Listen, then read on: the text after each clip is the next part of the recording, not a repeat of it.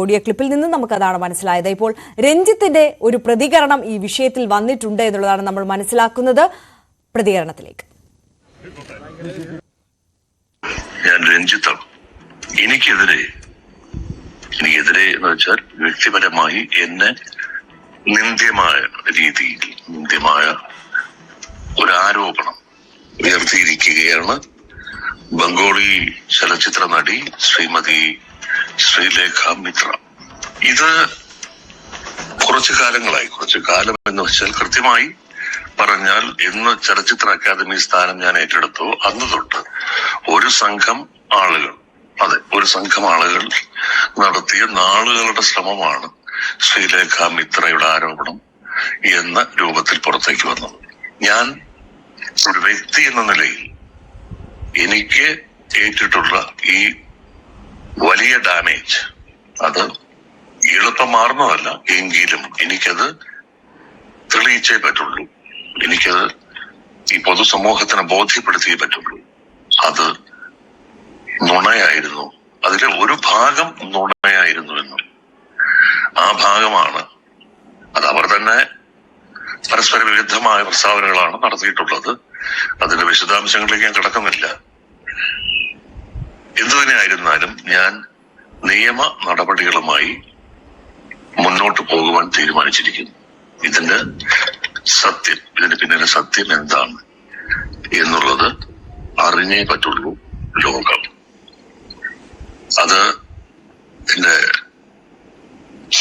സുഹൃത്തുക്കളുമായും എന്റെ വക്കീൽ ഓഫീസുമായും ബന്ധപ്പെട്ട് ഞാൻ തീരുമാനത്തിലെത്തി കഴിഞ്ഞു. ഇത് അറിയിക്കാനാണ് ഈ ശബ്ദ സന്ദേശം.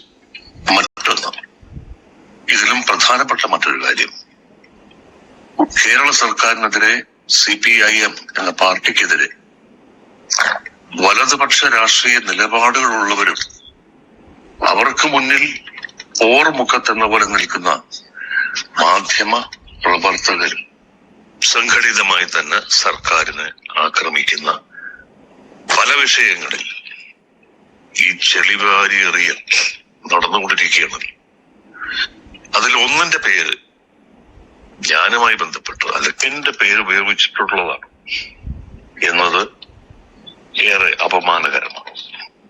കാരണം സത്യം എന്താണെന്ന് അറിയുന്നത് തന്നെയാണ് വലിയ ശബ്ദത്തിൽ ഇവിടുത്തെ മാധ്യമ ലോകവും മറ്റ് പലരും അല്ലെങ്കിൽ ചിലർ നടത്തുന്ന ഈ ആക്രമണത്തിന്റെ പശ്ചാത്തലത്തിൽ ഞാൻ എന്നൊരു വ്യക്തി കാരണം സർക്കാരിന്റെ പ്രതിച്ഛായയ്ക്ക് കളങ്കമേൽക്കുന്ന ഒരു പ്രവൃത്തിയും എന്റെ പക്ഷത്തുണ്ടാവില്ല. അല്ലെങ്കിൽ അത്തരമൊരു സാഹചര്യത്തിൽ സർക്കാർ നൽകിയിട്ടുള്ള ഒരു ഔദ്യോഗിക സ്ഥാനം അല്ലെങ്കിൽ അതിൽ തുടരുക എന്ന് പറയുന്നത് ശരിയല്ല എന്ന് തോന്നുന്നു. നിയമ നടപടികൾ പൂർത്തിയാവുന്ന ഒരു ദിവസം വരും, സത്യം ലോകം അറിയും. അത് അത്ര വിദൂരമല്ല എന്ന് എനിക്കറിയാം. പക്ഷെ തൽക്കാലം എന്റെ തീരുമാനം അതല്ല. അതിന്റെ വിധി പുറത്തു വരുന്ന നാൾ വരെ കാത്തിരിക്കാനല്ല ഉദ്ദേശം. സർക്കാരിന്റെ ഔദ്യോഗിക സ്ഥാനത്തിരുന്നു കൊണ്ടല്ല ആ നിയമ പോരാട്ടം നടത്തേണ്ടത് എന്ന് എന്റെ ബോധ്യമാണ് എന്നത്. അതുകൊണ്ട് കേരള സംസ്ഥാന ചലച്ചിത്ര അക്കാദമി ചെയർമാൻ എന്ന സ്ഥാനം ഞാൻ രാജിവെക്കുകയാണ് എന്നറിയിക്കുന്നു. ഒപ്പം ഇത് സ്വീകരിക്കുമെന്ന് ബഹുമാനപ്പെട്ട സാംസ്കാരിക വകുപ്പ് മന്ത്രിയോടും കേരളത്തിന്റെ ആദരണീയനായ മുഖ്യമന്ത്രിയോടും ഞാൻ അഭ്യർത്ഥിക്കുന്നു. മാധ്യമ പ്രവർത്തകരോട് എനിക്കൊരു വാക്ക് പറയാനുണ്ട്. ചലച്ചിത്ര അക്കാദമി സ്ഥാനം ഏറ്റെടുത്തപ്പോൾ മുതൽ ഒരു സംഘം തന്നെ ആക്രമിക്കാൻ ശ്രമിക്കുകയാണ്. ആ സംഘത്തിന്റെ ഭാഗം തന്നെയാണ് ശ്രീലേഖ മിത്രയുടെ ഭാഗത്തു നിന്ന് വന്ന ഈ ആരോപണത്തിന് കാരണം എന്നുള്ളതാണ് അദ്ദേഹം പറയുന്നത്. ആരോപണത്തെ അദ്ദേഹം പാടെ തള്ളുകയാണ്. സത്യം ഒരു നാൾ പുറത്തു വരുമെന്നും പറയുന്നു. തന്റെ പേരിൽ സർക്കാരിനെയോ CPIMനെയോ ചെളിവാരി എറിയാൻ ഒരു കൂട്ടം ശ്രമിക്കുന്നത് അപമാനകരമാണ്.